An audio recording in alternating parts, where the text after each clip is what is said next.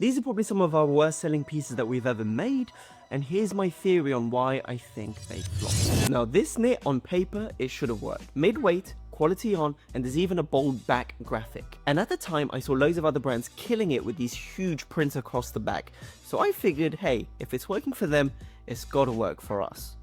Right? But the truth is, I wasn't being authentic. I wasn't designing from my own taste or vision, but rather chasing a moment. And in my theory, that's exactly why it didn't resonate with the people. Now don't get me wrong, I don't think the piece is bad. In fact, biases aside, I think it's a great piece. We moved away from the crop silhouette to something a little bit more regular / oversized. The graphic was a vintage Michelin flip, which we also used on our best-selling cap. And as usual, our greatest pride, the quality of the garment was exceptional for the price point that we were able to offer it at. But I think people saw through it. It wasn't entirely me, it wasn't entirely the brand.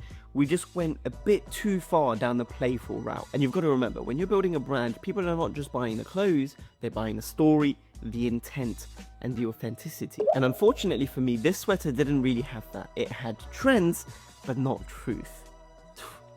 Bar. It also didn't help that I was really banking on this piece doing well, so I actually increased the order quantity from our usual amount. So here's what I learned. Staying true to yourself is everything. It doesn't mean you can't experiment or evolve, but the core has to be yours. Because the moment you start designing for validation instead of expression, then the customer feels it. So yeah, this knit was an absolute flop by all metrics, but it did teach me this huge lesson.